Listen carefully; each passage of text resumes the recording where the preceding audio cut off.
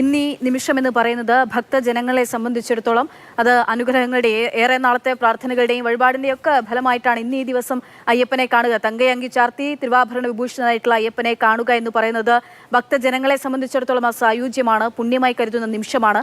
ശ്രീധരൻ, ഈ തങ്കയങ്കി ഘോഷയാത്ര വരുന്നത് തന്നെയും അതിൻ്റെ ഓരോ വഴികളും ആറന്മുള പാർത്ഥസാരഥി ക്ഷേത്രത്തിൽ നിന്നും പുറപ്പെട്ട് 74 ക്ഷേത്രങ്ങളിൽ കയറി ഇറങ്ങിയാണ് സന്നിധാനത്തേക്ക് ഈ തങ്കയങ്കി ഘോഷയാത്ര എത്തിച്ചേരുന്നത്. അതിന് പിന്നിലും ഒരു വലിയ ചരിത്രമുണ്ട്.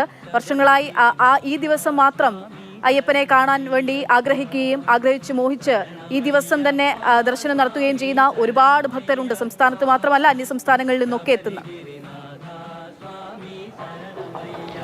തീർച്ചയായിട്ടും ഇതിൻ്റെ ഒരു ചരിത്രമെടുത്താൽ തന്നെ തിരുവിതാംകൂർ മഹാരാജാവായിരുന്ന ചിത്തിര തിരുനാളാണ് ഈ തങ്കയങ്കി അയ്യപ്പന് സമർപ്പിക്കുന്നത്.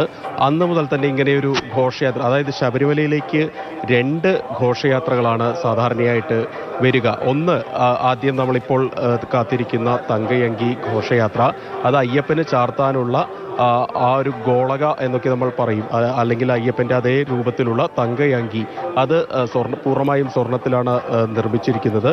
ആ ഘോഷയാത്ര നേരത്തെ അക്ഷയ് സൂചിപ്പിച്ച പോലെ തന്നെ പലയിടത്തായി എത്തി, പലയിടത്ത് ആളുകൾക്ക് കാണാനും തൊഴാനുമൊക്കെയുള്ള സൗകര്യമൊക്കെ ഒരുക്കിയ ശേഷമാണ് സന്നിധാനത്തേക്ക് പുറപ്പെടുന്നത്. ആദ്യ ദിവസം ഓമല്ലൂർ രക്തകണ്ഠേശ്വര ക്ഷേത്രത്തിലും അവസാന ദിവസം പെരുന്നാട് ക്ഷേത്രത്തിലുമാണ് ഈ തങ്കയങ്കി ഘോഷയാത്ര തങ്ങുന്നത്.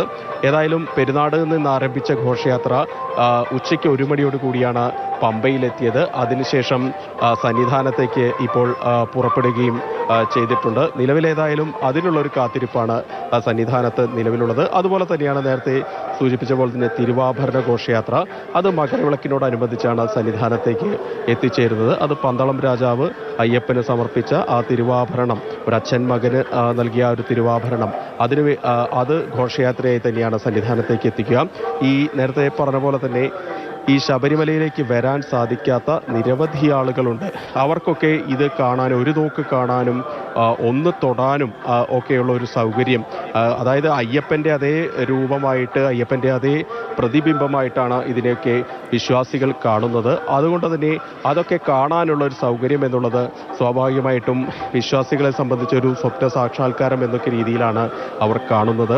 അതുകൊണ്ട് തന്നെയാണ് ഇത്തരം ഘോഷയാത്രകൾക്കൊക്കെ വലിയ പ്രാധാന്യം ശബരിമലയുമായി ബന്ധപ്പെട്ട് ഉള്ളതും. ഇപ്പോൾ ഈ ആളുകളൊക്കെ നമുക്ക് കാണാം, ഇപ്പോൾ ഈ 18-ാം പടിക്ക് താഴെയുള്ള ദൃശ്യങ്ങളാണ് കാണുന്നത്. നിരവധി ആളുകൾ ഇവിടെ ഇപ്പോൾ തന്നെ കൂടി നിൽക്കുന്നുണ്ട്. പലയിടത്തു നിന്ന് വന്ന ആളുകളൊക്കെ കൂടി നിൽക്കുന്നുണ്ട്.